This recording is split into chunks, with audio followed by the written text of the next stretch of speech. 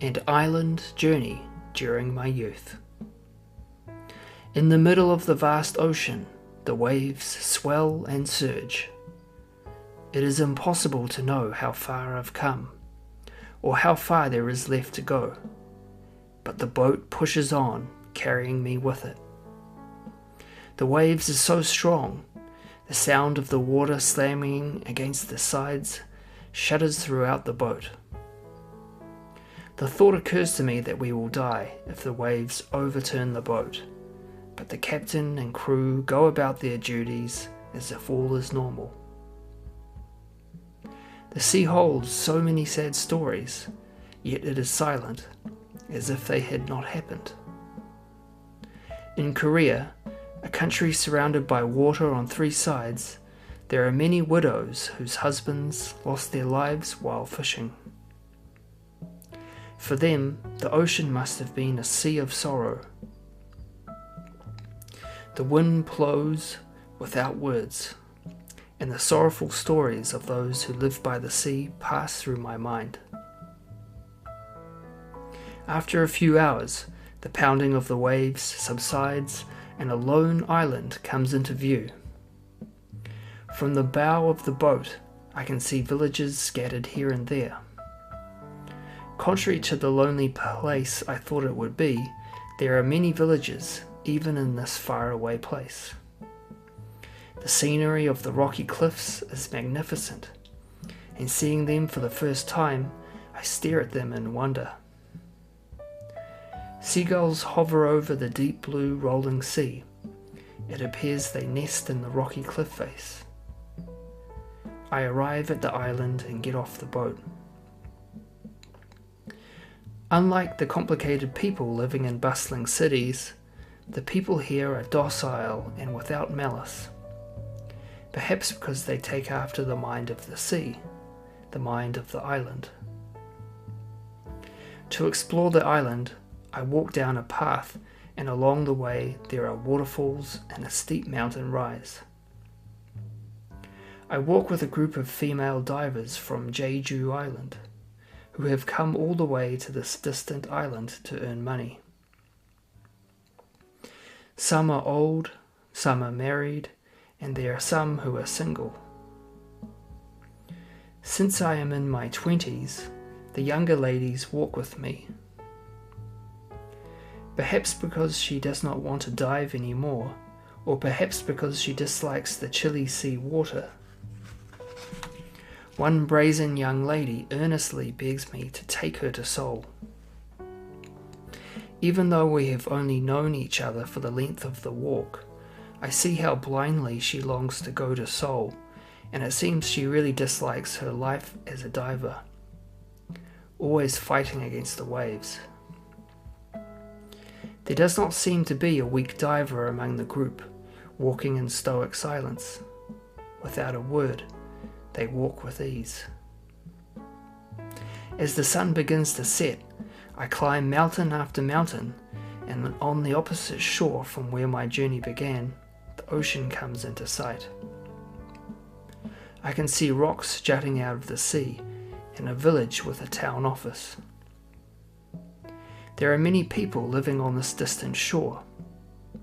In the olden days, the villagers would have used this mountain path to get from place to place.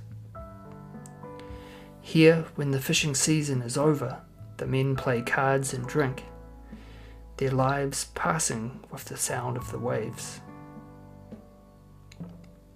The drinking houses are filled, ringing with sounds of singing and drinking. The waves pound against the rocks, then shatter, just as they have done in the past, coming and breaking, coming and breaking. This is all they do. But man lives his life as a slave to his own mind, and each has his own troubles and woes. I decide to stay a night in the only inn on the island. The female divers are also staying here. The diver who spoke to me knows I am here, but she ignores me and gets a room with her friends. She stares at me blankly before closing the door to her room, perhaps because I had not replied to what she had said. At the time, I had no thought to respond, as I had come to the island to rest. It was so far removed from what I had planned.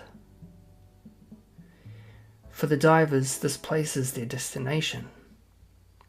But I carry on the next morning after breakfast. Along the seashore where the waves roll in and out, alone I walk and walk. I see a house from time to time on the peak of the mountain or built on a mid-cliff. Perhaps there are other houses that cannot be seen, hidden by the mountain. Near the shore there are places with a few houses and areas with none. On the way, walking over the mountain alone, I come across a stranger. I approach him cautiously, and he too is cautious, but when I smile and greet him amiably, he responds with a friendly voice also. After chatting a while, I ask for directions, then we each go our separate ways. I stop for some water at a shabby worn house in the mountains, and they tell me of their ancestors who moved here from the mainland. As I walk on, I think of them. The water flowing in the valley is so pristine, pure snow melted into clean, icy cold water. All the events in human life, the stories of the people who live here, as well as those who have come namelessly and gone, remind me of the futility of life. I leave the mountain and come to a village near the sea, and in a drinking house I ask for a bowl of makgeolli. As I drink, the hostess asks me, "Young man, where did you come from?" I answer her and ask which road to take and then leave. A little tipsy, I don't realize how tired I am and walk on and on. The seawater reflecting the sunlight sparkles and the waves wash over the pebbles, making them chatter softly.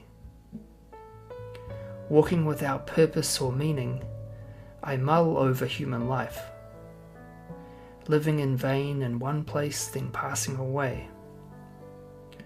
Alone with my mind full of sorrow, I journey on. The diver who wanted to go to Seoul in her youth must be a grandmother now, or perhaps has already passed away. Time flows by like a tale in a dream. It was all a dream.